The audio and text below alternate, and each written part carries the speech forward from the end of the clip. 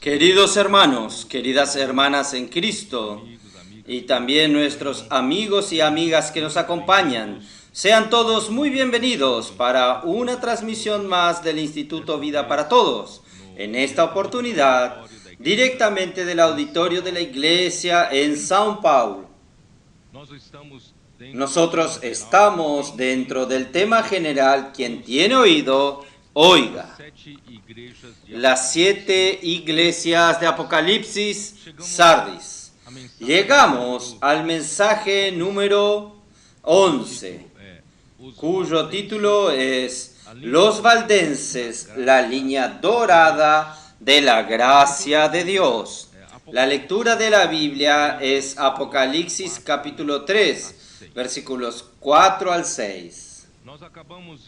Nosotros terminamos una conferencia de adolescente, conferencia Generación Santa, y también de una conferencia de jóvenes, la conferencia Generación Final. Dios nos ha bendecido mucho y Él ha colocado un ejército muy grande para nosotros. Es de mucha sorpresa y milagro de parte del Señor que el Señor en esta era, en este momento final, era el momento en que todos estarían apartados de Dios, principalmente el grupo hectario de los adolescentes. Ellos deberían estar apáticos con relación a las cosas de Dios, pero Dios ha hecho milagros entre nosotros, su iglesia, desde cuando nosotros en 2020, a nosotros se abrió la palabra en Salmos 110, versículo 3, donde dice que el pueblo de Dios se presentará voluntario y como gotas del rocío descenderán en el comienzo de la aurora para formar jóvenes santos. ¿Esto qué quiere decir? Dios, en Salmos 2, Él había prometido al Hijo que su Hijo le pidiese: pídeme, dice el Padre, que yo le daré las naciones por herencia y las extremidades de la tierra por posesión. Y el Hijo ciertamente pidió, y en Salmo 110, versículo 3, es la respuesta del Señor, haciendo de la nada caer del cielo como gotas del rocío al final de los tiempos, en el comienzo de la aurora, nuestros adolescentes y jóvenes, y hasta niños. Hermanos, es algo fantástico lo que está sucediendo. Los jóvenes, principalmente los adolescentes, están apareciendo de la nada y se están presentando delante del Señor como un ejército. Nosotros estamos boquiabiertos por todo lo que el Señor está haciendo entre nosotros, por la simplicidad de nuestros adolescentes y niños. Dios está bendiciendo mucho esta generación y ellos están juntando más y más sus amigos, compañeros, están haciendo suceder un verdadero milagro de lo que Dios necesita, de un ejército encajado, ensamblado para al final de los tiempos traer al Señor de regreso. Esta es nuestra lucha. Entonces,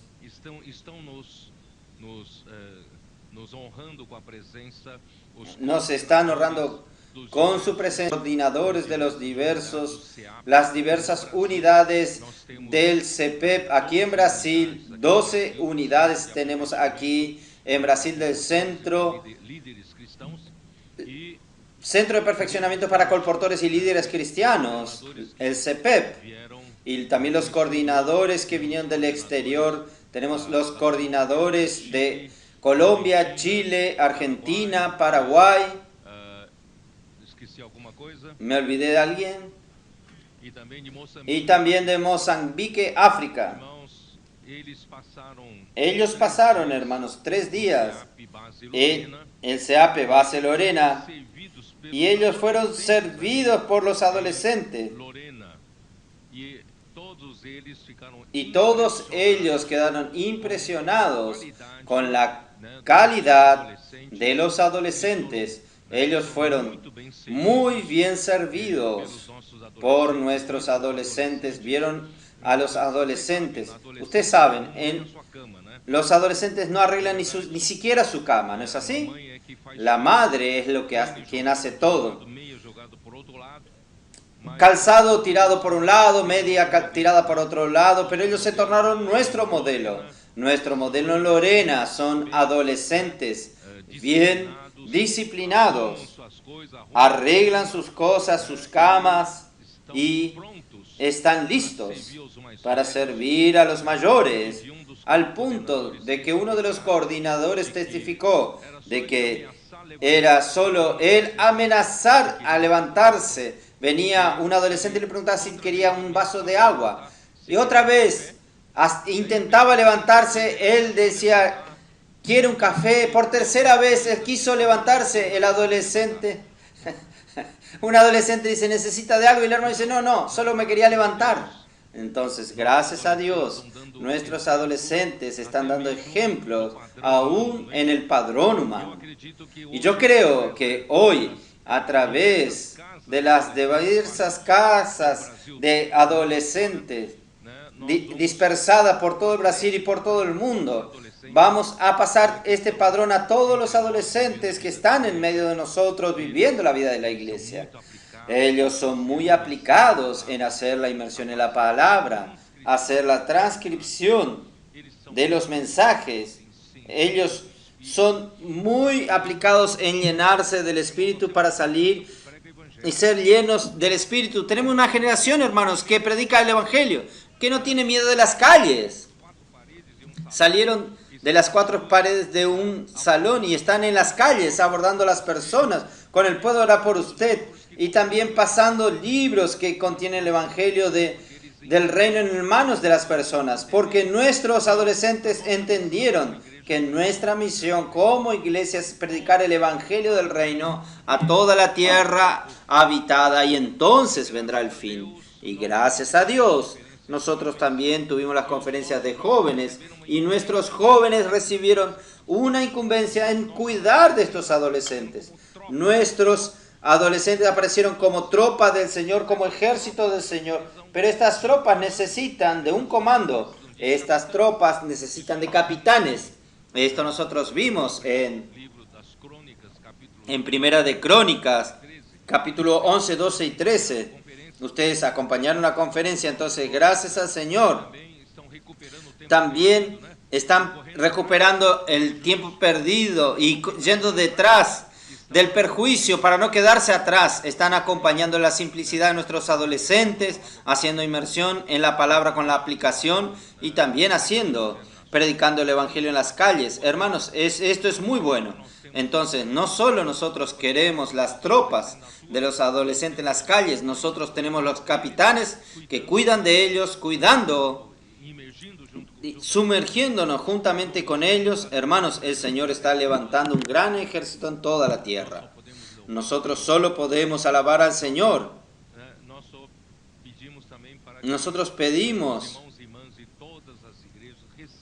hermanos de las iglesias, reciban bien a nuestros adolescentes, a nuestros jóvenes.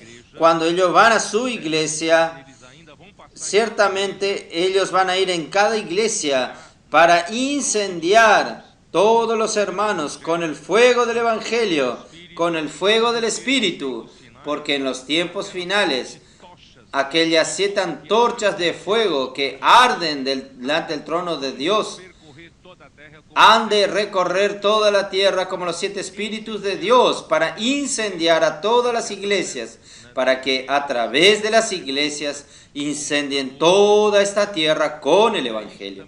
Entonces, es sobre esto también que vamos a hablar en el mensaje hoy. Entonces, estamos muy alegres. Los coordinadores que pasaron, tanto en Lorena, CEPEP, y también pasaron 3 días en el PAC, ellos fueron muy ayudados. Ellos vieron que aún la inmersión que todos están haciendo, ellos no sabían hacer bien. Entonces, ¿cómo nosotros necesitamos aplicar bien aún la inmersión? Vamos a hacer bien hecho la inmersión. Vamos a hacer de tal manera que consigamos extraer todas las riquezas de la palabra. No vamos a pasar de una manera superficial en la inmersión de la palabra y hablar y después no entender nada, ¿no es así? Entonces vamos a penetrar, vamos a profundizar en cada frase, cada palabra, cada letra. Vamos a hacer con que sea grabada en nuestro corazón. Esto es lo que Dios pide en el libro de Deuteronomio capítulo 6.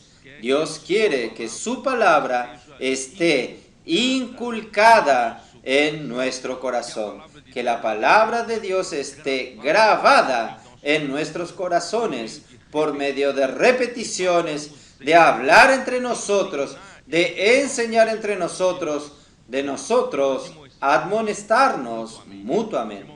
Hermanos, es esto lo que está sucediendo y de esta manera Cristo habitará a través de su palabra en nuestros corazones. Nosotros no vivimos la vida cristiana meramente por enseñanzas. Nosotros vivimos porque nosotros tenemos la palabra viva de Cristo. Está grabada y está morando en nuestros corazones. Y esta palabra está encabezando mi vida. Entonces, hermanos, al final de los tiempos, Dios requiere una iglesia que no sea una iglesia de fachadas, sino una iglesia que tenga la realidad espiritual de todo aquello que nosotros hacemos. Y nosotros no solo hacemos de boca, sino que también lo hacemos de corazón. Entonces Dios necesita que toda esta palabra que Él está hablando con su iglesia sea inculcada en nuestro corazón y sea nuestra realidad espiritual.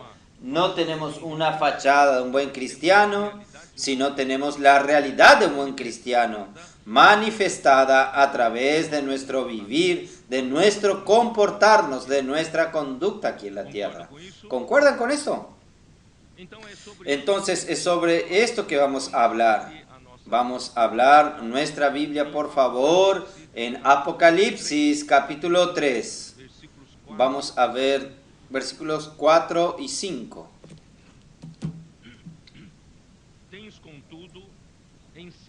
Pero tienes unas pocas personas en Sardis que no han manchado sus vestiduras y andarán conmigo en vestiduras blancas, porque son dignas. El que venciere será vestido de vestiduras blancas, y no borraré su nombre del libro de la vida, y confesaré su nombre delante del Padre y delante de sus ángeles. Aquí habla, nosotros ya tenemos un paño de fondo sobre la iglesia en Sardis. La iglesia en Sardis, en la historia de la iglesia, se refiere al momento en que comienza la reforma protestante, a partir de Martín Lutero, y también nosotros hablamos un poco sobre el suizo Zwingli. Hablamos esto en el último mensaje, y nosotros vimos que la iglesia en Sardis salió de aquella era de las tinieblas, del periodo de la iglesia en Tiatira, donde predominaba la enseñanza de Jezabel y traía todo tipo de abominaciones y también de la prostitución. Y aquello sumergió a la iglesia en la era de las tinieblas, y los hombres no tenían la palabra de Dios como su luz para vivir. Pero gracias a Dios, a través de la reforma, trajo una verdad a luz, una verdad maravillosa, que es la justificación por la fe. La justificación por la fe no es por las obras, porque en el periodo de la iglesia en Tiatira, los hombres creían que para alcanzar algún favor de Dios, para alcanzar alguna gracia de Dios, para alcanzar su propia salvación o perdón de los pecados, tenía que esforzarse. Ellos tenían que sufrir mucho, ellos tenían que escoger el camino del monasticismo, tornarse monjes, hacerse monjes y vivir de una manera muy estricta, teniendo muchas privaciones en su cuerpo, haciendo severas etapas de ayuno, vigilia, no permitiendo que su cuerpo se deleite en los placeres de la tierra y ni aún privándola de las cosas legítimas como el sueño y la comida, la alimentación. Esto con la intención de alcanzar la gracia de Dios. Hermanos, pero gracias a Dios por la verdad revelada, la justificación por la fe, el hombre percibió que para alcanzar el perdón de los pecados y para ser justificado delante de Dios no es haciendo estas muchas cosas para Dios en el camino del ascetismo. Dios nos dio el camino de la salvación por la gracia. Hoy, por la gracia, nosotros somos salvos. Entonces, el pueblo de Dios se libertó de la enseñanza equivocada de Jezabel y entró en la nueva etapa de la iglesia en Sardis. Solo que la iglesia en Sardis, yo les hablé a ustedes, la iglesia en Sardis, por no continuar buscando la luz de la palabra, principalmente con relación al gobierno de la iglesia, entonces la iglesia, gracias a Dios, el pueblo se libertó de aquella oscuridad, hoy tiene la luz, la justificación por la fe. Pero de ahí en adelante, ¿cómo la iglesia será gobernada? Entonces yo hablé muy claramente para ustedes que el deseo del corazón de Dios, la voluntad de Dios, el misterio de la voluntad de Dios, descrito, revelado para nosotros en Efesios capítulo 1, versículo 9 y 10, allí nos muestra que el misterio de la voluntad de Dios es encabezar en Cristo todas las cosas, tanto las de los cielos como las de la tierra. Entonces la voluntad de Dios es esta, que Cristo sea el cabeza, no solo de la iglesia, sino la cabeza sobre todas las cosas. Sin embargo, hoy el mundo yace en el maligno. El mundo es gobernado por el Espíritu que ahora actúa en los hijos de desobediencia. Nosotros vemos esto en Efesios capítulo 2. El mundo está siendo gobernado por el príncipe de este mundo que es Satanás y también sus principados y potestades, sus autoridades de las tinieblas están actuando en este mundo para ir en contra de Dios. Pero Dios quiere traer el gobierno de Cristo a la tierra. Entonces nosotros tenemos esta misión como iglesia, es traer el encabezar de Dios en la tierra, primeramente en nosotros.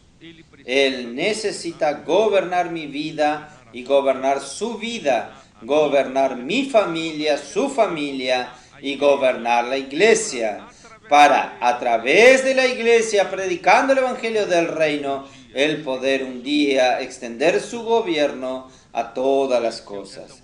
Entonces, esta es la voluntad de Dios. Por tanto, la iglesia no solo debería haber buscado la luz de la justificación por la fe, una verdad básica, esencial. Sin embargo, la iglesia necesita entender que la iglesia necesita ser gobernada por Cristo. La autoridad del Espíritu Santo es imprescindible. Si no, Dios no tiene cómo hacer su voluntad. Entonces, la iglesia en Sardis no dio atención a esto. ¿Qué sucedió? Por eso que yo dije, faltaba un recipiente, que es la iglesia, para recibir esta luz de la palabra que vendría poco a poco, porque ahora en Sardis el pueblo de Dios tiene una Biblia abierta, gracias a Dios. Pero las verdades bíblicas que fueron reveladas y recibidas como bendiciones para el pueblo de Dios no fue recibida para toda la iglesia, para favorecer la edificación del cuerpo de Cristo, porque no tenía la visión de la iglesia, no tenía la visión del cuerpo. Entonces cada uno que recibía una bendición de la revelación de Dios, y ellos luchaban por esta revelación, por esta bendición, y terminaban tornándose un grupo que defiende esa verdad. Ahí entonces Dios después da otra luz y otro grupo defiende esa otra verdad. Y así sucesivamente fueron surgiendo diferentes grupos en el periodo de la iglesia en Sardis. Y no tenía la visión del cuerpo de Cristo. Entonces, infelizmente, esto hizo con que cuanto más luz venía y se hacían más divisiones. La bendición no era para el cuerpo, sino para un determinado grupo. Por eso, hermanos, que el Señor habla a la iglesia en Sardis: solo tienes el nombre que vives, pero estás muerto. Porque ya nació en un régimen, en un sistema de gobierno equivocado. Porque el sistema de gobierno para la iglesia protestante en Alemania eran los príncipes. El poder del Estado terminaba gobernando la iglesia. Ellos eran quienes determinaban la manera de las reuniones, hasta quién deberían ser designados como ministros de la iglesia y quién no. Era el gobierno secular gobernando la iglesia. Y en Inglaterra, ¿quién era? Era el episcopado en el gobierno, en el sistema del gobierno. Eran los obispos que se reunían y determinaban la dirección de la iglesia. Y estos obispos no pasan de ser hombres. Termina siendo entonces un gobierno humano. Y otros creyeron que no debería ser el gobierno estatal, la iglesia no debería ser estatal. Ahí surgieron las iglesias particulares, pero en este mismo principio. Entonces Dios necesitaba restaurar, hermanos, la iglesia como un todo. Necesitaba restaurar la iglesia en Filadelfia. Pero yo no voy a entrar en esto aún. Pero en medio de esta situación, Dios habló que había aún los que no se habían contaminado sus vestiduras. Esto vemos en el versículo 4. Pero tienes unas pocas personas en Sardis que no han manchado sus vestiduras y andarán conmigo en vestiduras blancas porque son dignas. Entonces, ¿qué son? ¿Qué significa contaminar sus vestiduras, manchar sus vestiduras? ¿Qué es manchar la vestidura? La vestidura en la Biblia, hermanos, es nuestro andar diario, es nuestra conducta, es nuestro vivir diario, es nuestro comportamiento delante de los hombres. Esto es nuestra vestidura, es lo que las personas ven en nosotros.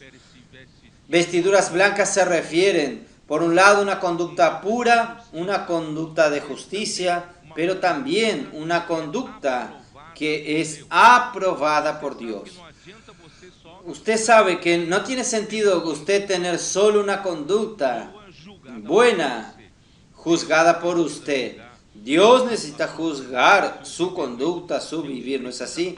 Dios necesita aprobar su conducta. Si no, en aquel día, en Mateo 7 nos registra que algunos van a ir delante del tribunal de Cristo. Ellos van a decir: Señor, pero nosotros expulsamos demonios en tu nombre, nosotros hicimos esto en tu nombre, sanamos en tu nombre, operamos milagros en tu nombre.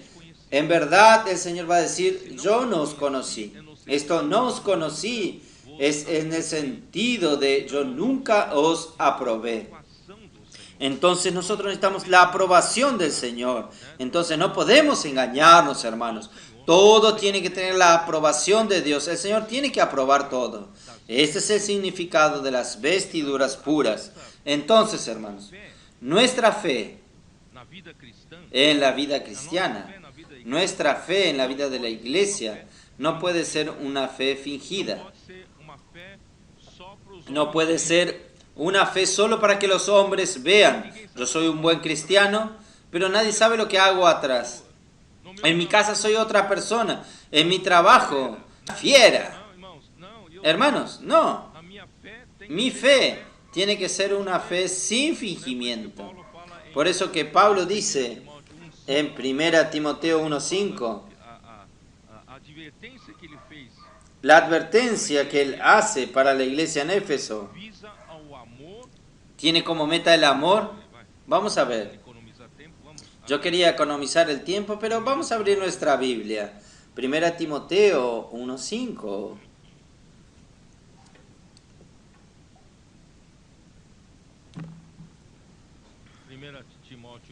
Primera Timoteo 1:5, ¿qué nos dice?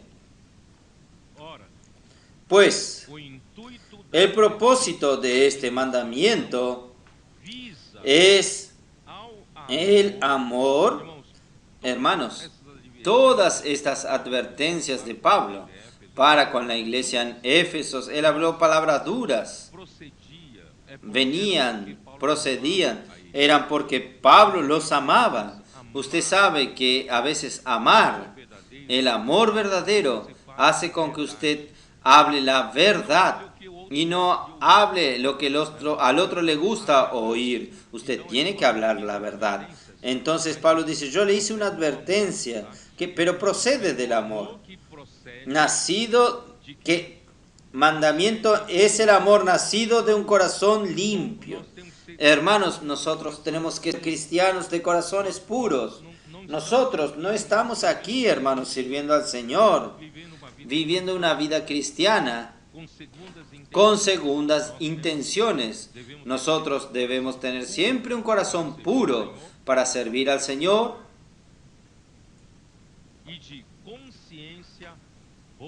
y de buena conciencia. Tenemos que mantener siempre nuestra conciencia bien sensible.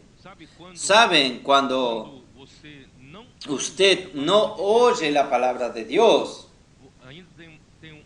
hay otro recurso en usted. Dios tiene otro recurso en usted, que es su conciencia que te acusa. ¿Saben esto? Yo estoy siendo desobediente a Dios, no escucho la palabra de Dios, ni leo más la palabra de Dios. Pero cuando hago algo equivocado, mi conciencia me acusa, ¿no es así? Me acusa. Pero si usted se rechaza a oír el aviso de la conciencia, una vez, dos veces, tres veces, ¿qué va a suceder? Su conciencia queda cauterizada, queda insensible. Por eso, hermanos, vamos a mantener nuestra conciencia bien sensible. Cuando la conciencia te acuse, vuelva al Señor inmediatamente. Oh Señor Jesús, ilumíname, ¿no es así? Así usted va a mantener su conciencia siempre sensible. Esto es una buena conciencia. Entonces vamos a mantener, ¿por dónde comencé? Un corazón puro, una buena conciencia y por fin, de fe no fingida, sin fingimientos. Hermanos, nosotros no necesitamos fingir que somos un buen cristiano para nadie, para engañar a alguien. No necesitamos engañar a nadie. Nosotros somos lo que somos. Si aquello que yo soy lleva la reprobación de los hermanos, entonces yo voy a buscar no ser así. Entonces voy a buscar crecer en vida, buscar madurar en el Señor. Entonces, hermanos, vamos a vivir con un corazón puro, una conciencia buena y una fe no fingiendo. Usted no necesita ser hipócrita. Usted es lo que es. Usted no sea solo un cristiano de apariencia, de fachada. Por eso, hermanos, vamos a buscar más realidad. La inmersión en la palabra nos trae realidad, porque la misma palabra es Cristo. Cuando habita en nosotros nos trae realidad, nos llena de realidad. Segunda Timoteo 1:5, ya está con la página abierta. Segunda Timoteo, la segunda, capítulo 1, versículo 5. Trayéndote a la memoria la fe no fingida que hay en ti, la cual habitó primero en tu abuela Loida y en tu madre Eunice, y estoy seguro que en ti también. esta cuestión de fe sin fingimiento ya viene de ejemplos. La abuela de Timoteo no era una mujer fingida, ni su madre era una mujer fingida, una cristiana que finge. No, ellas tenían realidad espiritual. Entonces Timoteo también aprendió a vivir con una fe sin fingimiento. Entonces, hermanos, ¿qué quiere decir esto? Nuestra conducta debe manifestar nuestra real situación. Que el Señor pueda darnos esta gracia. Entonces, esta debe ser la realidad que las personas ven en nuestro andar diario. En el tiempo final, Dios exige que su iglesia sea columna y baluarte o base de la verdad. Primera Timoteo 3:15. Vamos a ver. 3:15. Para que si tardo sepas cómo debes conducirte en la casa de Dios, que es la iglesia del Dios viviente, columna y baluarte de la verdad. ¿Qué es verdad? Hermanos, en este universo solo hay una verdad. Solo Dios es la verdad. Solo Cristo es la verdad. ¿Qué es verdad? Es la misma realidad. Solo Cristo es real. Si usted quita a Dios, quita a Cristo de este universo, queda vacío. Queda una mentira, una falsedad. Entonces solo Dios es verdad, solo Dios es real, solo Cristo es real. Entonces la iglesia es para sustentar, es la columna y base para sustentar esta única verdad del universo, esta única realidad del universo. Pero si usted y yo somos incumbidos a sustentar esta única verdad del universo, nosotros no podemos tener una vestidura sucia, no podemos tener una conducta que no condice con la verdad, con la realidad, ¿no es así? Entonces, hermanos, nuestra vestidura tiene que condecir con la realidad que la iglesia sustenta. Entonces la iglesia necesita estar llena de realidad espiritual. Por eso en estos últimos tiempos no estamos aquí jugando de iglesia, no estamos aquí jugando de ser cristianos, no. Nosotros necesitamos buscar la realidad a través de la palabra. Por eso ya nuestros adolescentes entraron por el buen camino. Ellos están todos los días haciendo inmersión en la palabra, están haciendo la transcripción de la palabra y la palabra está habitando en ellos ricamente. Y ellos tienen que, sin ellos percibir, la misma palabra es constituida en ellos como su realidad. Por eso que nosotros estamos viendo tantos cambios en nuestros adolescentes, la transformación en la vida. ¿Por qué? Porque aún arreglar la cama lo están arreglando, están acomodando. Todo esto, hermanos, son los cambios reales que vienen de dentro hacia afuera. Entonces, ahora vamos a hablar de qué significa contaminar las vestiduras. Hermanos, las vestiduras en la Biblia representan lo que somos en nuestro andar y vivir, ya dije esto, y contaminar las vestiduras es específicamente mancharlas con la muerte. La muerte es más contaminante delante de Dios que el pecado. Pedro habló algo equivocado. No, para mí contaminar la vestidura es contaminarlo con pecado. Pecado es horrible. Sí, el pecado es horrible, pero la muerte es peor. Yo voy a explicarles a ustedes esto. Vamos despacio. Levíticos 11. ¿Sabe dónde está el libro de Levíticos? ¿Los adolescentes saben? Hace parte del Pentateuco de Moisés, los primeros 5 libros. Levíticos capítulo 11, versículo 24, dice así: y por estas cosas, ¿por estos quién? Él está hablando de los animales limpios y los animales inmundos. cuando él terminó de hablar de los animales inmundos, el versículo 24, y por estas cosas seréis inmundos. Cualquier que tocare su cuerpo muerto será inmundo hasta la noche. Y cualquiera que llevare algo de su cadáver lavará sus vestidos y será inmundo hasta la noche. Y el versículo 28. Y el que llevare sus cadáveres lavará sus vestidos y será inmundo hasta la noche, y los tendrás por inmundos.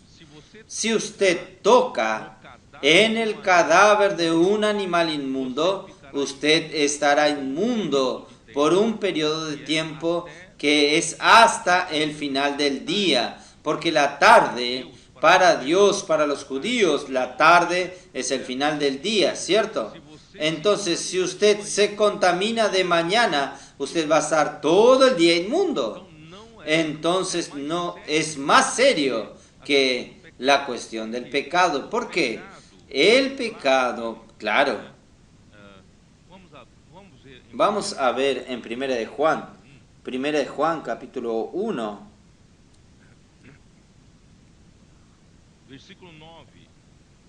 Versículo 9. Si confesamos nuestros pecados, Él es fiel y justo para perdonar nuestros pecados y limpiarnos de toda maldad. Hermanos, ¿cómo lidiar con el pecado? Si yo, por casualidad, esporádicamente, soy vencido por un pecado, ¿qué tengo que hacer? Yo tengo que arrepentirme, ¿no es así? Y yo tengo que confesar mis pecados delante de Dios. Si yo confieso mis pecados con un corazón de arrepentimiento, Dios es fiel y justo para perdonarme, ¿no es así? Mis pecados y purificarme de toda maldad. Entonces, ¿terminó?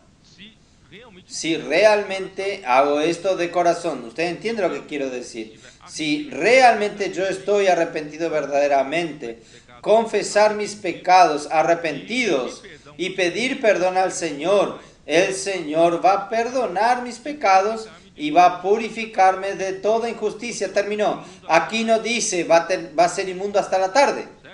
¿Es verdad? Pero si usted toca la muerte, usted va a estar por un periodo de tiempo inmundo. ¿Entienden? Vamos a continuar. Ahí estoy hablando de tocar el cadáver de animal. Ahora vamos a hablar de hombres. Números, capítulo 6. ¿Dónde está Números, adolescentes? Después de Levíticos. ¿Están en lo correcto? Números, capítulo 6. Número capítulo 6 habla del nazareato. Habla de los nazarenos. Los nazarenos.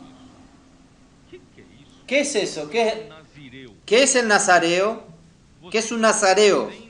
Usted sabe que dentro del pueblo de Israel, las 12 tribus de Israel, Dios escogió una tribu para ser una tribu de sacerdotes. ¿Es verdad? Que los sirven. Es la tribu de Leví. Quien nacía en la tribu de Leví podía servir a Dios como un levita o como si era de la casa de Aarón como sacerdote. Era una tribu separada, consagrada para servir al Señor. Pero si yo soy del pueblo de Israel y no nací en la tribu de Leví, yo nací en otra tribu y yo tengo un corazón muy grande de consagrarme al Señor para servir al Señor, sea por un periodo o sea por hasta el final de mi vida, de una manera vitalicia. Yo necesito entonces hacer un voto de nazareato. Ustedes están oyendo por primera vez. Entonces, si usted desea, no, yo voy a consagrar mi vida para servir al Señor, usted tiene que hacer un voto de nazareo. Yo quiero ser un nazareo para servir al Señor por toda mi vida. En verdad, ustedes son nazareos. Ustedes no saben, pero ustedes ya se consagraron para ser nazareos. Ustedes adolescentes son nazareos, que están en la casa de adolescentes, consagraron para hacer inmersión en la palabra, hacer transcripciones, para predicar el evangelio. Ustedes son nazareos. Un nazareo consagrado para servir al Señor no puede tocar en la muerte. Vamos a ver. Versículos número 6. Todo el tiempo que se aparte para Jehová no se acercará a persona muerta, ni aun por su padre, ni por su madre, ni por su hermano, ni por su hermana, podrá contaminarse cuando mueran. Cuando ellos mueran, usted no puede tocar, no debe contaminarse. Porque la consagración de su Dios tiene sobre su cabeza. En cuanto dure su nazareato, usted no puede tocar en la muerte. Todo el tiempo de su nazareato será santo para Jehová. Usted es santo al Señor, separado ahora para el Señor. Si alguno muriere súbitamente junto a él, y su cabeza consagrada será contaminada, por tanto, el día de su purificación raerá su cabeza, al séptimo día la raerá. Entonces, no puede contaminarse con la muerte, ni de su padre, ni de su madre, ni de nadie de su familia. ¿Está bien? Entonces, hermanos, ¿qué es la muerte? Hermanos, voy a profundizar un poco más. La muerte, hermanos, es un hablar negativo. Es un hablar rebelde. Un hablar en contra de la autoridad de Dios. Es un tipo de hablar negativo. Aquí dice, si usted es un nazareo, aunque sea su padre, si su padre viene a hablar con palabras negativas para contaminarlo a usted, usted tiene que evitarlo. Yo soy nazareo, aunque sea mi padre, yo tengo que apartarme. Su madre, que usted tanto honra, aunque sea su madre, si viene con una palabra negativa, sal de ahí. Si aún un hermano suyo que en el pasado te ayudó mucho, el hermano te ayudó mucho en el pasado, usted creció siendo ayudado por él, pero si un día él se contamina con la muerte y habla muerte para usted, ¿qué tiene que hacer usted? Usted no puede tocar en la muerte, ¿verdad? No se contamine. Entonces vamos a ver la persona, es esto, ¿no? Levítico 11, voy a leer 2 versículos más. Levíticos 11. Yo leí del 25 al 28, pero vamos a leer el versículo 40 también.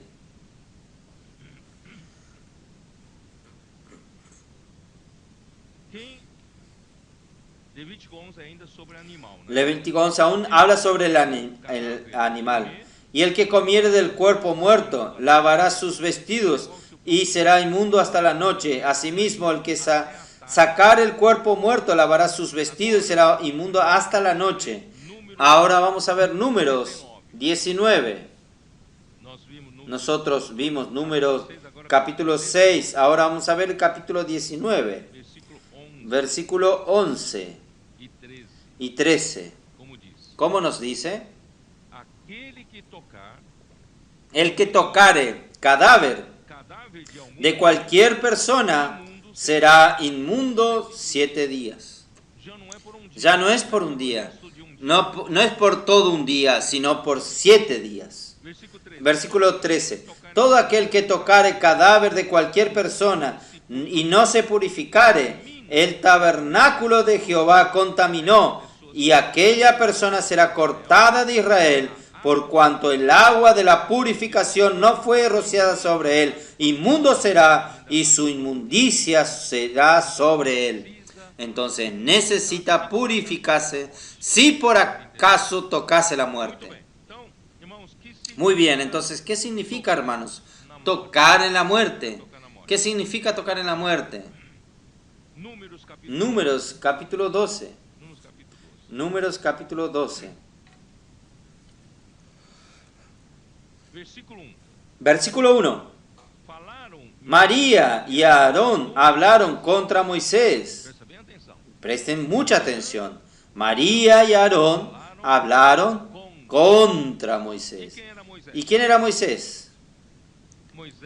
Moisés era la autoridad establecida por Dios para hablar a su pueblo, para liderar a su pueblo, ¿no es así?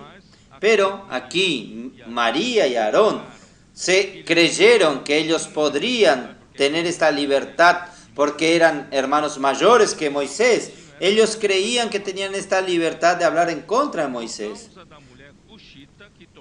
Por causa de la mujer cusita que había tomado. No voy a discutir si está correcto o errado lo que Moisés hizo, pero no se trata de esto, porque el corazón de María y de Aarón no era sobre la mujer, por haber tomado la mujer cusita, sino que está en el versículo 2. Y dijeron, solamente por Moisés ha hablado Jehová, no ha hablado también por nosotros. Y lo oyó Jehová. Y lo oyó Jehová. ¿Qué quiere decir esto? Entonces, el corazón de María y Aarón no era sobre algo que ellos condenaban, equivocada, alguna cosa equivocada que Moisés hizo, sino que ellos tenían una insatisfacción muy grande dentro de sí, de que ¿por qué solo Moisés? Él podía hablar por Dios y nosotros también no hablamos.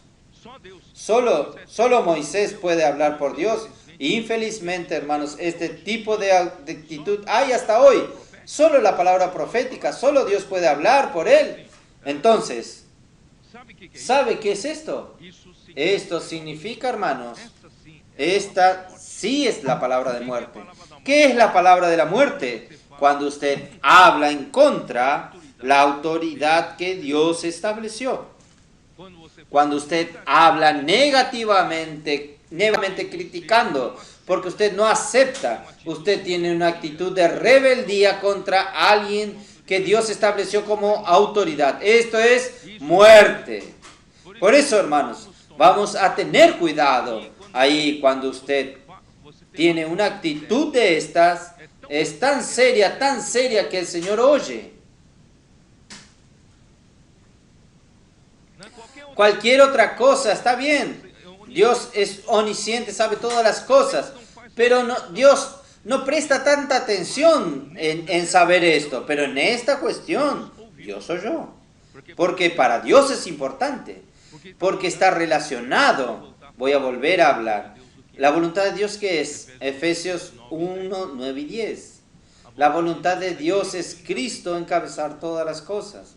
Para que Cristo encabece, Él necesita establecer una línea de autoridad, ¿no es así? Y si usted va contra la línea de autoridad que Dios estableció, usted estará yendo contra la propia autoridad de Cristo y contra la propia autoridad de Dios. Y hay algo serio. Entonces, la muerte, contaminar la vestidura con la muerte, es algo serio. Usted toca contra la administración de Dios, usted toca con la autoridad de Dios, es rebeldía, hermanos, es lepra.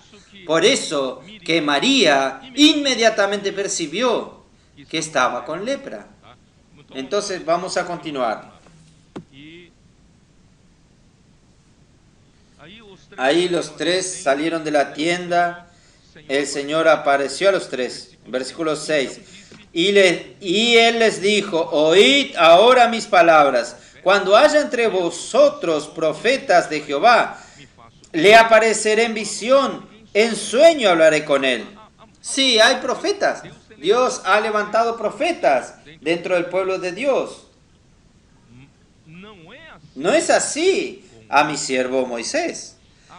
Hay profetas y está el profeta que Dios usa como un canal para que los profetas tengan la dirección para profetizar. ¿Es verdad o no? Entonces, no es así a mi siervo Moisés, que es fiel en toda mi casa. Es interesante que el versículo 3 dice que el varón Moisés era muy manso, más que todos los hombres que había sobre la tierra. Hermanos, ¿quién realmente fue instituido por Dios como autoridad delegada por Dios? Él no reivindica nada para sí mismo. Él no es presuncioso. Él es manso. Entonces, versículo 8. Dios continúa, cara a cara hablaré con él, y claramente, y no por figuras, y verá la apariencia de Jehová. ¿Por qué pues no tuviste temor de hablar contra mi siervo Moisés? Entonces, este reclamar no era solo para apuntar un defecto de Moisés.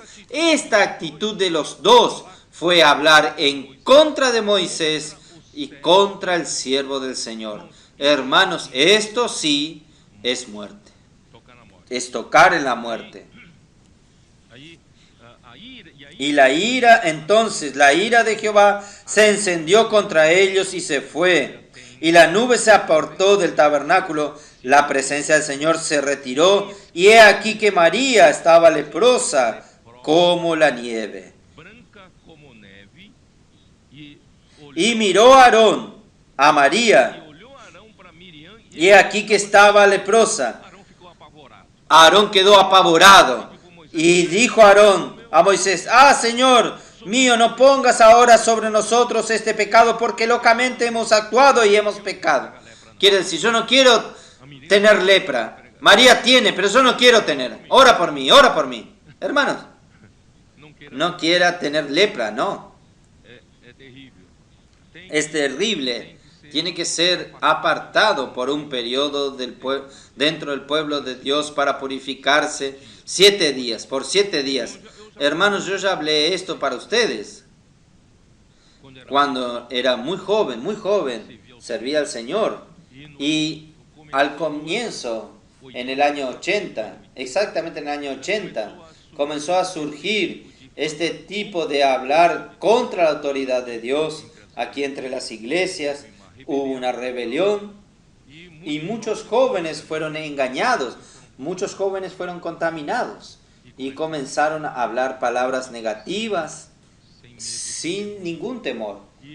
Y yo entonces en aquella época desesperado, yo hablaba con uno, hablaba con otro, visitaba uno, visitaba otro para intentar salvarlo, para no dejar que los jóvenes sean contaminados. Y hermanos, llegó un momento, yo no tenía la estructura emocional para soportar todo este peso. Y era así, todos los días parece que aparecía una noticia negativa. Fulano de tal también se apartó, fulano de tal oyó palabra negativa, otro fulano de tal quedó rebelde. No había teléfonos celulares, era el teléfono de mi casa o el teléfono de mi trabajo. Y cada vez que sonaba era alguien queriendo hablar conmigo. Ya era una noticia mala. Mi corazón palpitaba rápido. Hermanos, imagínense vivir esto tanto tiempo y yo quedaba, oía, intentaba ayudar. No, hermano, no es así, tal. Intentaba explicar. Yo pasé mucho tiempo. Claro, salvé varios jóvenes, cuidé varios de ellos, pero de tanto oír la palabra negativa, y la palabra negativa contamina. Yo, que era positivo, intentando ayudar, oyendo palabras negativas, yo percibí que yo fui contaminado por la muerte. Aunque yo sea positivo, ¿entienden? ¿Cuáles son los síntomas de la muerte? ¿Cómo sabe que está usted en la muerte? Usted hoy Es simple. Por eso que nuestros adolescentes tienen la bendición del Señor. Porque son simples. Palabra profética, amén. Palabra profética. Vamos a hacer inmersión, vamos a hacer inmersión. Transcripción, vamos a hacer transcripción, amén. No tienen complicaciones en su mente. Es que cuando usted se contamina con la muerte, usted comienza a quedarse complicado. Usted comienza a criticar. Analítico. Por eso que critican así, así, así. En medio nuestro no tendría que hablarse así, así. Usted no consigue más disfrutar. Hace poco tiempo usted estaba saltando, disfrutando con alegría y de repente usted pierde la alegría. Usted pierde la simplicidad. Hermanos, es horrible, horrible.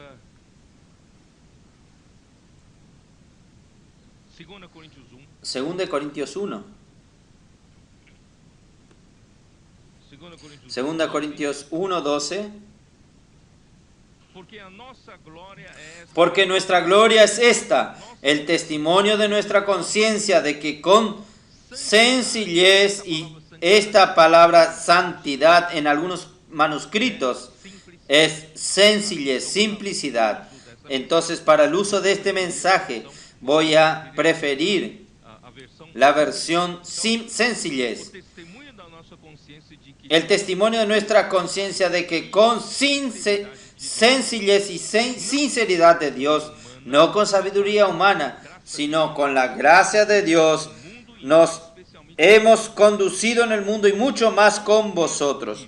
Yo no debo vivir en la sabiduría humana. En la sabiduría humana yo puedo ser afectado. Yo puedo analizar, esto está correcto y aquello está equivocado. Yo necesito aprender a vivir con simplicidad y sinceridad de Dios.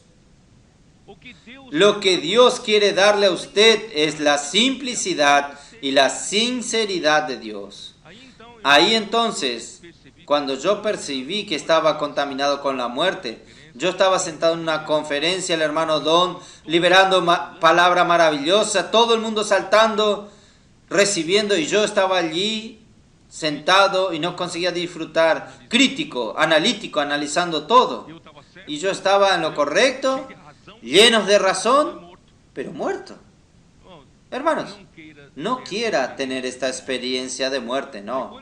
Ahí cuando percibí que estaba muerte, lloré al Señor desesperado. Señor Jesús, fui contaminado con la muerte. Ayúdame a salir de esto, ayúdame a salir de esto. Yo necesito, hermanos, un periodo salir de esto, no salir rápido. Yo pedí con mucho desespero, el Señor poco a poco. Por eso hay una duración de 7 días. Entonces, yo ahí me purifiqué. Cuando yo quedé limpio, volví a ser simple nuevamente y nunca más quiero ser complicado. De ahí me juré a mí mismo, nunca más voy a ser complicado. Yo quiero mantener mi simplicidad hasta la venida del Señor. Por eso, no quieran experimentar la muerte, no quieran. Mantenga esta simplicidad para con Dios, para con la palabra de Dios. Por eso que, y también 1 Corintios 11:3, ¿cómo dice? 2 Corintios 11:3, ¿cómo nos dice? Versículo 3. Pero temo que como la serpiente con su astucia engañó a Eva, vuestros sentidos sean de alguna manera extraviados. Hermanos, la mente corrompe nuestra mente. Y sea alguna manera extraviado de la sincera fidelidad a Cristo. Si usted identifica que esta palabra, la palabra profética, viene de Dios, viene de Cristo, hermano, sea simple. Porque para con Cristo nosotros tenemos una sola cosa: simplicidad y pureza. Sin duda, sin cuestionar. Si viene de Cristo, simplicidad y pureza. ¿No es así? Oh Señor Jesús. Ahí 2 Corintios capítulo 10, versículos 3. Pues aunque andamos en la carne, no militamos según la carne, porque las armas de nuestras milicias no son carnales, sino poderosas en Dios para destrucción de fortalezas, derribando argumentos. Hermanos, esta muerte viene a través de muchos argumentos, mucha lógica humana, mucha razón humana, muchas cuestiones humanas. Llevan a la mente y usted construye una fortaleza y usted queda depresivo dentro de su fortaleza. Pero el arma de Dios es un arma poderosa y esta arma poderosa es la misma palabra de Dios. No es palabra de hombre, es palabra de Dios y la palabra de Dios es esta arma capaz de destruir las fortalezas y anulando toda lógica humana, toda razón humana y toda altivez que se levante contra el conocimiento de Dios y llevando cautivo todo pensamiento a la obediencia a Cristo. Hermanos, esto es el encabezamiento de Cristo. Él necesita encabezar nuestra mente y estando prontos para castigar toda desobediencia cuando vuestra obediencia sea perfecta. Hermanos, cuando la iglesia llegue al nivel de la obediencia total, sumisión total, hermanos, Cristo volverá, porque Cristo ya tendrá la base para juzgar toda desobediencia que estaba en este mundo. Hermanos, ahí Él va a encabezar sobre todas las cosas. Por eso, hermanos, andarán de blanco conmigo, volviendo a Apocalipsis 3, andarán, versículo 4, pues andarán conmigo en vestidura blanca porque son dignas. El blanco representa pureza, indica también calificados para el reino venidero. ¿Quién quiere reinar con Cristo en el reino milenar? Necesita tener una vestidura blanca, que es la misma vestidura nupcial para participar del banquete, de la cena, de las bodas del Cordero. Entonces, quien tiene esta vestidura blanca estará calificado para participar del reino venidero, reinando con Cristo. ¿Por qué? Porque esta vestidura indica que Él fue aprobado en su andar con Dios. Ahí el versículo 5. El que venciere será vestido de vestiduras blancas, y no borraré su nombre del libro de la vida, y confesaré su nombre delante de mi Padre y delante de sus ángeles. ¿Qué significa esto? Significa, hermanos, que estos serán los vencedores que van a participar de las bodas. Vamos a abrir la Biblia en Mateos 22. Creo que vale la pena que ustedes tengan esta convicción de lo que estoy hablando. Capítulo 22 de Mateos. Respondiendo Jesús les volvió a hablar en parábolas diciendo: el reino de los cielos es semejante a un rey que hizo fiestas de las bodas de su hijo, y envió a sus siervos a llamar a sus convidados a las bodas, y estos no quisieron venir. Volvió a enviar otros siervos diciendo: decid a los convidados: he aquí, he preparado mi comida, mis toros y animales engordados han sido muertos, y todo está dispuesto, venid a las bodas. Mas ellos, sin hacer caso, se fueron, uno a su labranza y otro a sus negocios, y los otros, tomando a los siervos, los afrentaron y los mataron. Al oír el rey se enojó, enviando sus ejércitos, destruyó a aquellos homicidas y quemó su ciudad. Entonces dijo a sus siervos: la boda, la verdad, están preparados, mas los que fueron convidados no eran dignos. Id pues a la salida de los caminos y llamad a las bodas a cuantos halléis. ¿Saben qué significa esto? Significa que el Señor, desde que engendró la iglesia en el día de Pentecostés, la iglesia fue engendrada. Dios está convocando e invitando a las personas a la iglesia para participar de las bodas del Cordero. ¿Sabe cuándo será esta cena? En el milenio. en el milenio. Entonces Dios está en todas las épocas, Él está invitando a vencedores. Pero en las primeras épocas no quisieron saber esto. Rechazaron la invitación del rey. Y ahora, hermanos, en el tiempo final, el Señor mandó a ir a las cruces de las calles y nos encontró a nosotros. Los más dignos no eran dignos. Y nosotros, que somos los menos dignos, fuimos encontrados.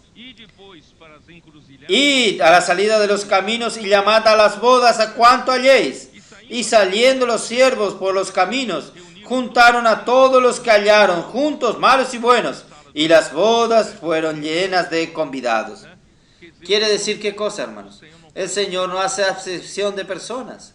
Cuando usted, para predicar el Evangelio en las calles, no escoja este o aquel, no. Escoja malos y buenos, porque usted no sabe quién va a ser vencedor. Entonces el Señor... ¿Qué estamos haciendo aquí, hermanos? Todos nosotros tenemos la esperanza de ser vencedores. ¿No es así? ¿Y si no, qué estamos haciendo aquí? Si yo estoy buscando al Señor porque tengo esperanza de ser un vencedor. Y un vencedor va a participar de las bodas del Hijo del Rey, que es en el milenio. Solo que para participar de las bodas del Hijo del Rey, tiene que tener una ropa especial, que son estas vestiduras blancas. ¿Entienden? Ahí, el versículo 11. Y entró el rey para ver a los convidados, y todos tenían que tener vestiduras blancas. Y vio allí a un hombre que no estaba vestido de boda. Y le dijo, entonces el rey dijo a los que servían, atadle de pies y manos y echadle las tinieblas de afuera, allí será lloro y crujir de dientes, porque no es digno de participar. Solo el vencedor participa. Aquí no significa la perdición eterna, no significa. Es que está del lado de afuera de esta fiesta. Por eso dice, porque muchos son llamados y pocos escogidos. Los adolescentes están siendo escogidos.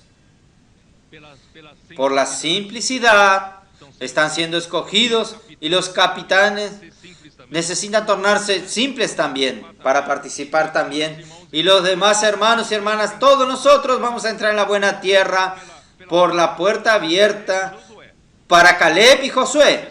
Que si usted sigue el camino de los otros 10 espías, usted se va a quedar en el desierto. Gracias al Señor por esto.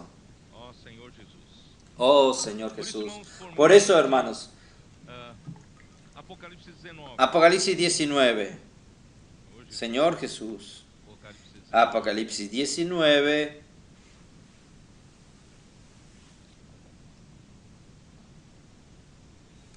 Versículo 7. Usted que duda de lo que yo dije, que estas bodas serán en el milenio, están aquí. En verdad serán en el final de los tiempos, entrando en el milenio. ¿Está bien? Gocémonos y alegrémonos y démosle gloria, porque han llegado las bodas del Cordero y su esposa se ha preparado. Y a ella se le ha concedido que se vista de lino fino, limpio y resplandeciente. ¿Qué vestiduras son estas? Porque el lino fino es las acciones justas de los santos. Entonces, estas ropas son nuestros actos. Esta ropa es nuestra conducta. Usted quiere participar, entonces necesita tener esta ropa. Oh Señor Jesús. Por medio, hermanos, de los hechos de justicia de los vencedores, Dios vinculó a los miembros del cuerpo de Cristo en amor. En Colosenses 2:2 hablamos de coalescer, uniéndolos en amor con perfección. Colosenses 3:12 al 16, confeccionando un tejido de lino finísimo. Siguiendo la verdad en amor, los miembros crecen en todo en aquel que es la cabeza, Cristo, de quien todo el cuerpo bien concertado y unido, que es coalescer, tejido, por la ayuda de las juntas. Hermanos, yo ya estoy partiendo de la premisa que ustedes ya están entendiendo. efectúa su propio aumento para la edificación del cuerpo de Cristo. Efesios 4, 15 y 16. Entonces, estos mismos vencedores que van a participar de las bodas del Cordero, ellos también serán el ejército de Dios para participar de la última batalla contra el anticristo y sus ejércitos en Armagedón.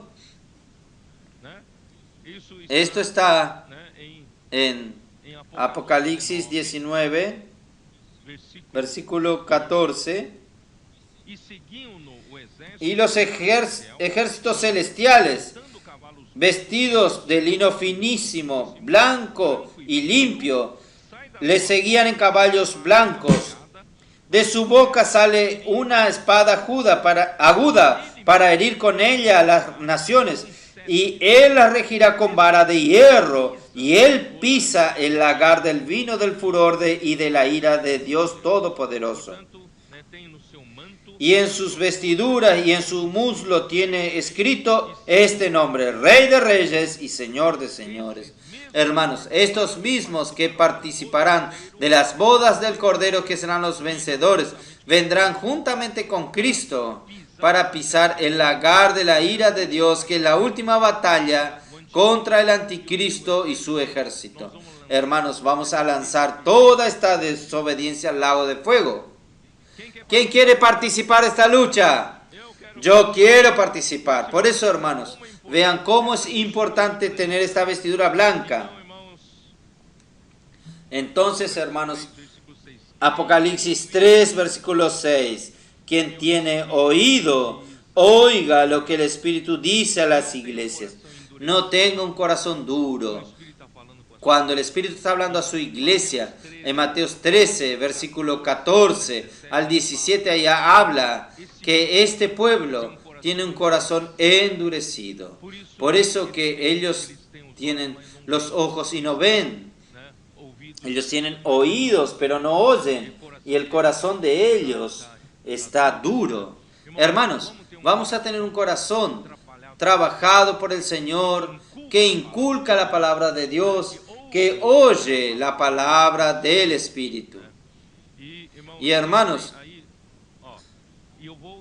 yo voy en la parte final ahora, voy a hablar un poco de la historia, esta línea dorada. Todo esto que estamos hablando, ¿qué tiene que ver con esta línea dorada de la gracia de Dios? Y Satanás no consiguió borrarla. A lo largo de todos los 20 siglos hubo siempre una línea bien tenue, casi apagándose, borrándose, pero no consiguieron borrarla. Y voy a llamar a partir de la línea de los valdenses, porque a partir del siglo XII ya queda más clara. Antes había esta línea. Voy a llamarla la línea de los valdenses. Voy a leer un poco de historia para que ustedes entiendan un poco que Satanás no consiguió borrar cuando el trabajo viene del encabezar de Dios, el encabezar de Cristo. Cuando Cristo tiene autoridad, nadie consigue borrarlo. Entonces voy a hablar al final del siglo XIV, con el fin de divulgar la pura verdad del Evangelio y encontrar un nuevo lugar más pacífico para establecerse, porque ellos fueron grandemente perseguidos. Estoy hablando la continuación. Ustedes recuerdan que yo hablé del siglo XII. Surgió Pedro Baldo y él tuvo la luz del Señor de que lo que el hombre necesita en aquella oscuridad de la era de las tinieblas, el hombre necesita de la palabra de Dios. Y el hombre no tenía acceso a la Biblia, no tenía acceso a la palabra de Dios. Y la Biblia que tenía era en latín. Entonces, ¿qué él hizo? Él pagó a alguien para traducir los 4 evangelios y algunos libros de la Biblia en la lengua del pueblo de aquel tiempo donde él estaba. Él era natural de Lyon, Francia. Entonces allí se hablaba franco-provenzal. Él mandó a traducir las porciones de la Biblia en esa lengua, Y esto era odiado por el Papa por hacer esto. Él pagaba para algunos copistas, hacían copia de aquellos porque no tenía imprenta, aún no había como imprimir libros. Ellos colocaban aquellas copias, lo escondían dentro de una bolsa bajo sus ropas, y esta bolsa era colgada por el pescuezo, por el cuello. Ahí viene el nombre de colporte. Col es cuello.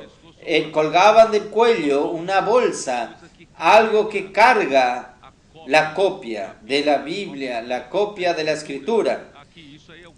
Ahí eso es el colportor, los primeros colportores.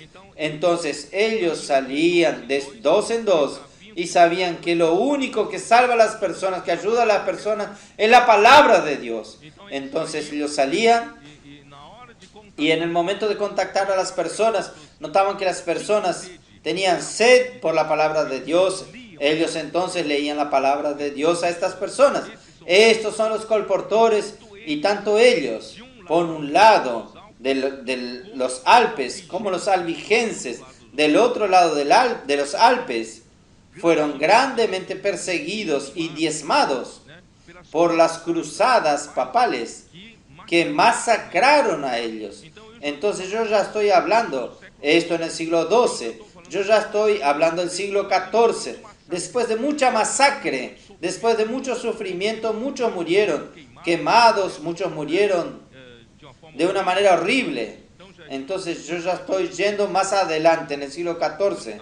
Entonces, a fin de divulgar la palabra de Dios, ellos fueron expulsados de su lugar. Estaban buscando un lugar más pacífico para establecerse. Muchos valdenses se instalaron en Suiza, en Moravia, en Bohemia. Tanto Moravia y Bohemia es la República Checa, y varias partes de Alemania. Probablemente habían llegado hasta Inglaterra. La mayor colonia de ellos se formó en Calabria, alrededor de 1370. A pesar del enojo de los sacerdotes de Roma, fueron muy poco perseguidos por 2 siglos. Ahí viene el año tenebroso, 1560. En 1560, al tomar conocimiento de que los valdenses se habían arraigado en varias partes de Italia, más aparte de los valles de Piamonte, al norte de Italia, limitan al este con Francia, al oeste es con Francia, la capital Turín, la capital de Piamonte era Turín. El Papa Pío IV convocó una nueva cruzada con la meta de exterminar totalmente a los herejes. Ellos fueron llamados de herejes y el Papa estaba decidido a terminar con el último hombre de ellos. Con esto voy a leer un texto de André Miller en el libro La Historia de la Iglesia. Con esto, la impiedosa espada de la furia de la persecución religiosa fue desenvainada y actuó de manera brutal. Llevó más de 100 años hasta que la misma fuese colocada en su vaina. Quiere decir, esta persecución duró por más de 100 años. Esta persecución sangrienta y una persecución muy fuerte. 2 compañías de soldados comandadas por los agentes del Papa invadieron las tierras pacíficas de Calabria, matando, quemando y destruyendo a los campesinos hasta que el servicio completo exterminio llegó cerca del fin. Otro texto de él. Los valdenses conocían muy bien todos los escondites y los caminos en las montañas, porque donde ellos habitaban eran montañas, y luchando con el coraje del desespero, consiguieron hacer muchas bajas en las tropas enemigas, pero no había nada que pudiese someter la fe de los valdenses, ni someter o vencer el coraje que tenían.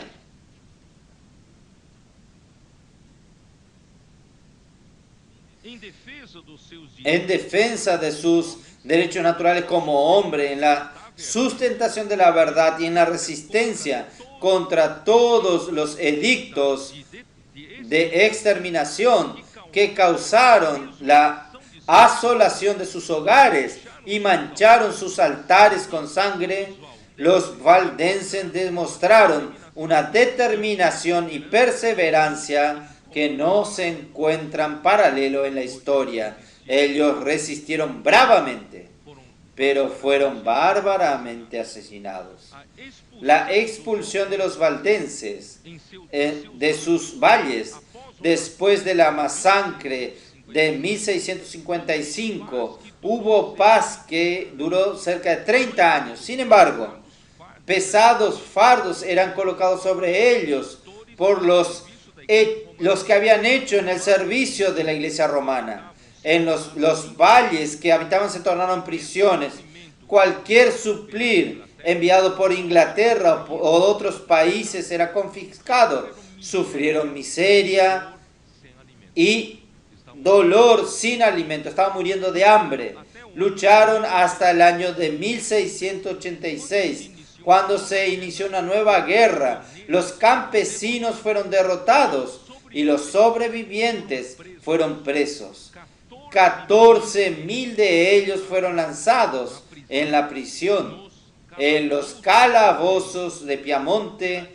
Por la intercesión de representantes suizos, sobrevivieron solo 3,000 figuras pálidas, esqueléticas, en octubre de aquel año. Quiere decir, fueron llevados a la prisión 14,000, solo 3,000 sobrevivieron. Eran prisiones fétidas, prisiones sin higiene, eran prisiones para morir.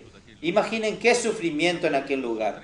De los 14, solo 3,000 salieron, fueron inmediatamente expulsados de sus valles en aquella misma noche, sin preparación ni piedad, en dirección de los Alpes en el invierno, en dirección del monte Cenit, que queda en la provincia de Saboya, en Francia, cerca de la frontera con Italia. Durante aquella noche, más de 150,000 de ellos murieron, pues enfrentaron tempestades y huracanes en aquel frío intensos.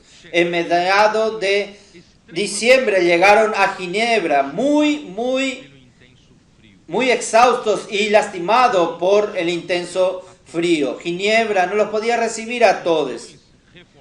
Varias regiones que adhirieron a la reforma protestante los recibieron a los exiliados, pero los valdenses querían volver a su tierra, a los valles alpinos. El duque de Saboya cerró la frontera para que ellos no vuelvan, pero los valdenses deliberaban qué hacer. Su líder, Henri Arnaud, usó las palabras de Lucas 12:32. No temáis, manada pequeña, porque vuestro Padre le agradó daros su reino. Entonces, ellos no le importó su oposición, quisieron volver a sus valles. Ellos salieron del valle de Ginebra en la noche del 16 de agosto de 1089, entre 800 y 900 personas, en dirección a sus valles nativos, con muchas dificultades, peligros y privaciones. Ellos marcharon por 31 días y llegaron a su destino. Por la soberanía de Dios, en una disputa con el rey de Francia, Víctor Amadeo, duque de Saboya, los recibió. Aparte de eso, en un tratado entre Inglaterra y los gobernantes piamonteses. La Gran Bretaña se comprometió en proteger a los individuos y sus iglesias para que tengan paz. Durante el imperio de Napoleón, los valdenses disfrutaron de derechos y privilegios comunes a todos los habitantes, pero cuando la Casa de Saboya fue restaurada sobre el reino de Cerdeña, los consejeros del príncipe lo convencieron de imponer el yugo otra vez sobre los valdenses. Quiere decir, no tiene descanso. La lucha ahora era contra la pobreza y el hambre. Los protestantes de Inglaterra hacían colectas para ayudarlos. De esta manera, el Señor cuidó de su pueblo sufrido, perseverando, preservando la línea dorada de su gracia, manteniendo el brillo de su verdad. ¿Cómo están los valdenses de hoy? Los valdenses tuvieron una rica historia con maravillosa tradición que hoy perdieron el entusiasmo, viviendo de la gloria pasada, pues con la libertad religiosa no había más la necesidad de pagar el precio. Por eso, la presión es buena. No había necesidad, pues en 1532 los valdenses también se adherieron oficialmente a la Reforma Protestante. Ellos absorbieron la cultura religiosa, cayeron en una institución y terminaron secularizándose sin vigor espiritual. Dos factores para que Dios use su iglesia. En primer lugar, debemos mantener un constante apego a la palabra. Por eso, hermanos, la palabra profética es la que nos mantiene en vida, vivos, teniendo dirección, teniendo contenido, sabiendo lo que estamos haciendo es por la palabra. Por eso, el amor reverente a la palabra, el apego a la palabra, es la esencia número uno de nuestra lucha. Buscando, hermanos, nueva luz y no contentarnos con la luz que ya tuvimos. El enemigo está hablando palabras lindas entre nosotros para hablar en contra de la palabra profética, diciendo a muchos aquí, no, la palabra profética no es la Biblia, tiene que ir a la Biblia, tiene que volver a la Biblia.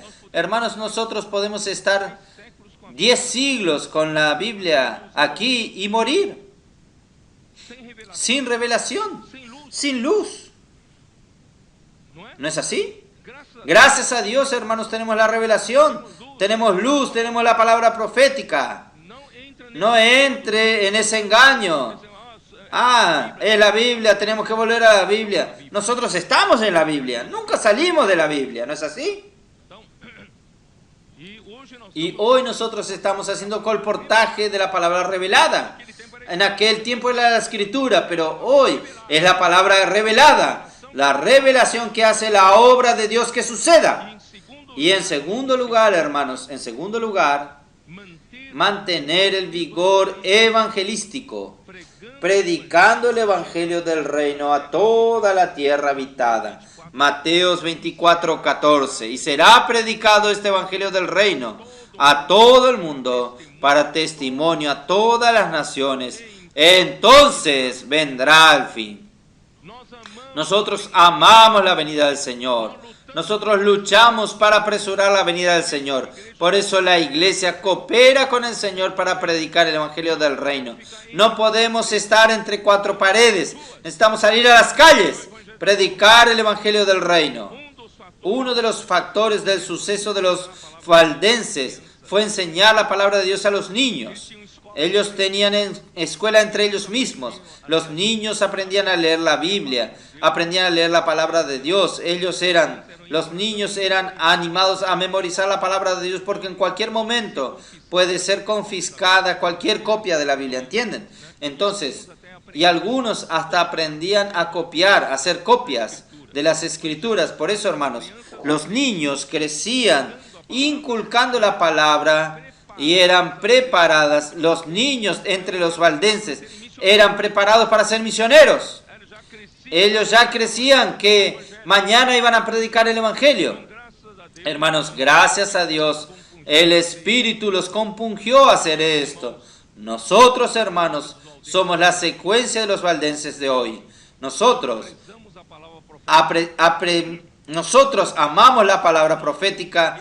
Sin la palabra profética no vamos a seguir adelante. Gracias a Dios tenemos la palabra profética. Hermanos, no vamos a perder el vigor evangelístico.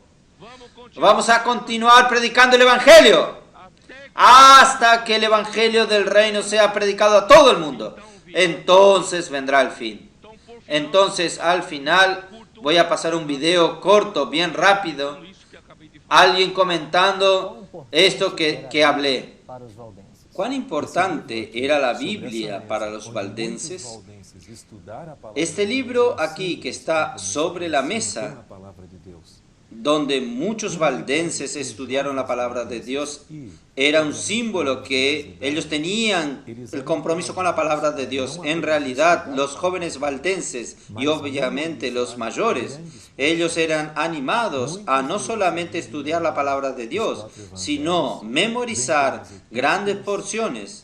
Muchos de ellos sabían de memoria los 4 evangelios, también como las epístolas, y obviamente como la Biblia era tan rara en aquella época y tan difícil acceso, ellos eran perseguidos, ellos deberían memorizar la palabra de Dios para que cuando estuviesen en fuga o no teniendo acceso a la palabra de Dios, ellos pudiesen ser alimentados por la misma palabra de Dios memorizada. En el año de 1532, los valdenses se adhirieron oficialmente a la Reforma protestante y junto con la propia Reforma ellos también fueron entrando en un proceso que se llama culturalización, o sea, reabsorbido por la cultura o sino preso a la tradición religiosa de esos tiempos.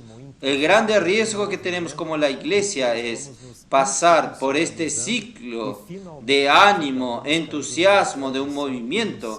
Después vamos institucionalizándonos y finalmente nosotros terminamos cayendo en una tradición y secularizándonos. Y nosotros entramos entonces en aquello que se llama la iglesia dominante, donde hay historia importante pero no hay vigor espiritual. No podemos sobre ninguna hipótesis permitir que eso ocurra como nosotros como iglesia y como pueblo, donde finalmente nuestros seminarios teológicos, nuestras iglesias, no pasan simplemente de museos que cuentan una bella y brillante historia del pasado, pero que no tiene ninguna vitalidad presente. Nosotros tenemos que evitar la pérdida de identidad. Y solo esto puede ocurrir por una cosa: si nosotros mantenemos un constante apego a la palabra de luz y buscando una nueva luz y no contentarnos con la luz que ya tuvimos. Y un segundo punto es mantenernos el énfasis, el vigor evangelístico, o sea, de predicar. Nuestra misión no está concluida en el mundo y ni comprendemos completamente la palabra de Dios. Por tanto, debemos buscar siempre nueva luz de la palabra de Dios y proclamarlo a los confines de la tierra, cumpliendo así nuestra misión. Yo creo que estos dos factores, sumados con la dedicación a Dios a través de la Biblia y de la oración, yo creo que nosotros podemos sobrevivir a esta tendencia, como yo mencioné, de culturalizar la fe.